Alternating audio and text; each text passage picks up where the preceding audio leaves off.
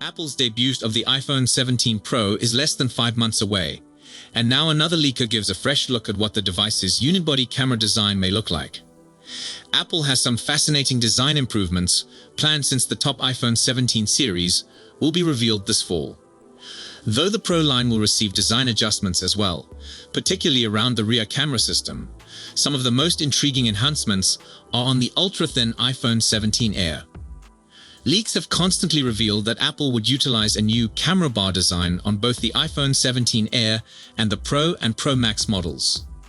Initially, this transition with the Pro series was expected to introduce a two-tone back of the device. The camera bar one shade while everything else below it is another. Mark Gurman, however, just wrote, "The iPhone 17 Pro, I'm assured, won't sport a two-tone back. The camera area will match the color of the rest of the item." Today's latest X render from Canedicane gives a fair perspective of what this unibody camera finish might appear. As is true every year, we'll need to delay judgment until Apple shows off its final iPhone 17 Pro look. But first reaction, I'm not persuaded right now. While the finished product will definitely alter in subtle ways from any representations provided today, my initial judgment is that a two-tone design may have been a better look. There have been tons of theories surrounding the iPhone 17 series, scheduled this September. But now there's a tale from Bloomberg's Mark Gurman, famed for his wide-ranging insider knowledge. A recent research highlights the displays on the iPhone 17 series, thereby supplementing Gurman's in-depth examination. Let's start with that. According to data from Tucanos Reeve, delivering a hint on X, the forthcoming iPhone flagships will sport an improved display. That's for any phone in the series, not just the Pro ones. It's previously been speculated that the iPhone 17 series will introduce promotion to the non-Pro models, something Gurman touches on as we'll see later. But now it appears like a fresh display, an M14 OLED screen as it's dubbed, will come to all 4 iPhones, including the tiny iPhone 17 Air. If true, it will signify the first occasion that the Pro and non-Pro displays are identical apart from size. The M14 displays, to get into the nitty-gritty, is renowned for being more efficient in the blue emitting layer, as WCCF Tech explains. This advantage helps to increase brightness levels by 30% compared to the older N13 displays, while also upping the lifespan, it says. In his newest Power on Email, Gurman summaries up his ideas on what's coming this fall. He discusses about all 4 of the projected iPhones, and which ones he feels are worth considering. Here's what he believes, and my viewpoint on his thoughts. He begins less than excited it looks. The standard iPhone 17 will follow the same pattern as recent years by not getting major new features. Apple keeps its newest bells and whistles for the higher-end models, and I don't expect that to change this year, Gurman says.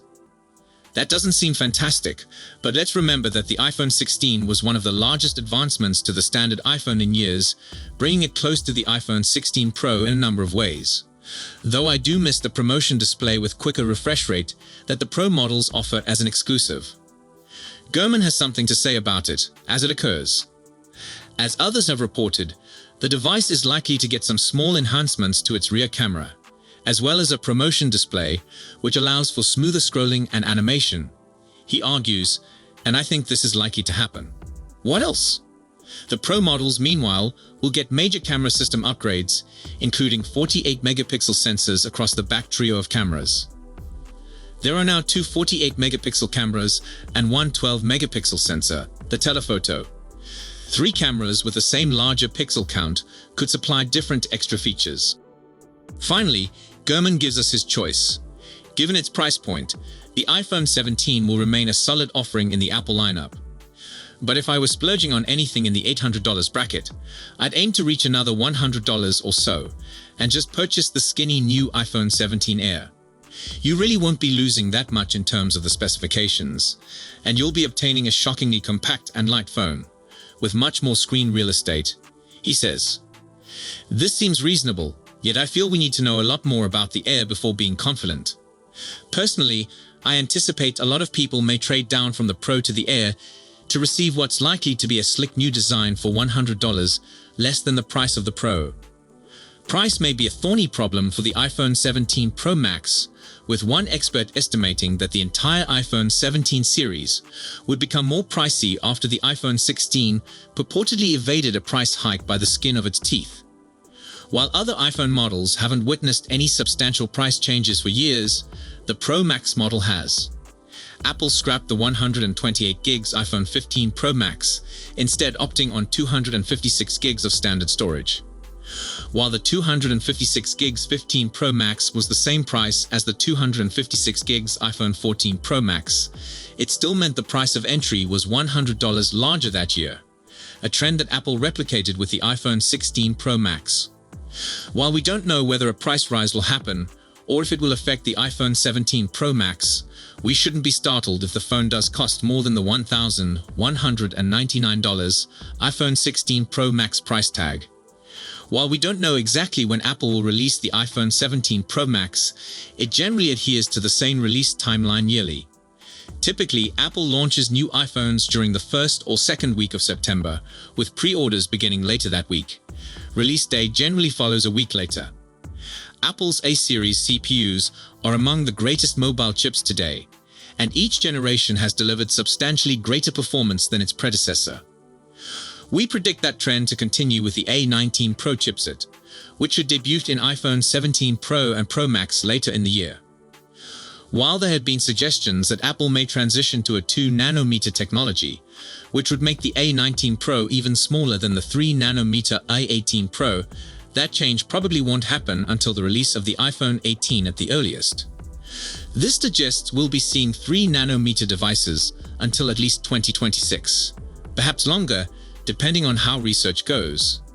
Instead, A19 series chips are now slated to be made on an upgraded version of TSMC 3nm technology.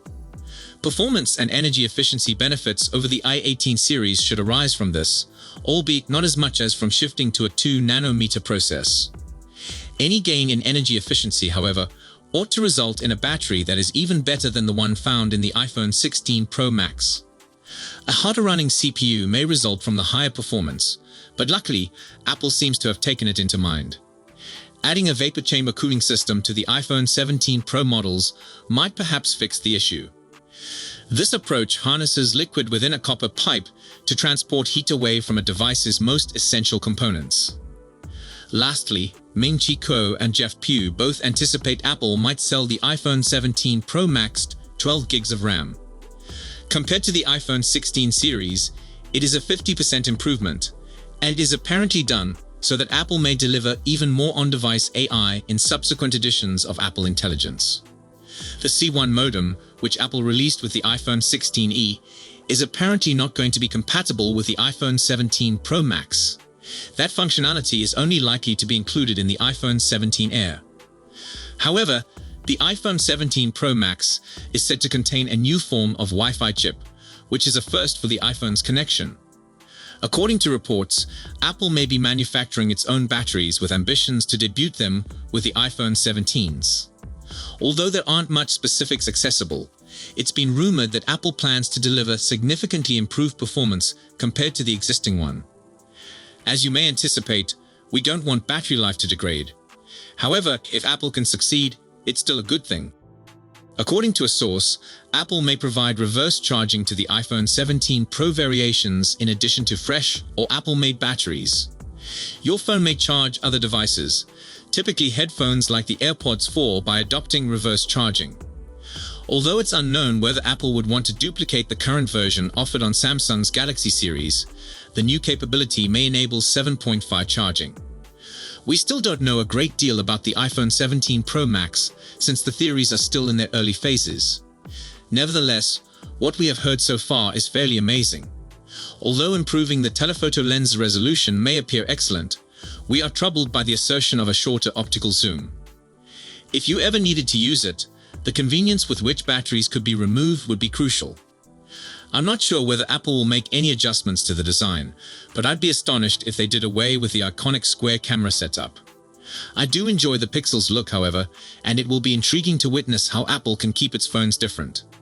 Particularly considering there are a lot of leakers stating that the new appearance would be implemented. However, there are still a few months until the iPhone 17 series is planned to emerge, so things may change in the interim. We'll have to wait and see what rumors and leaks come out next. How do you feel about the render of the iPhone 17 Pro? Tell us in the comments section. So that's it for today's video.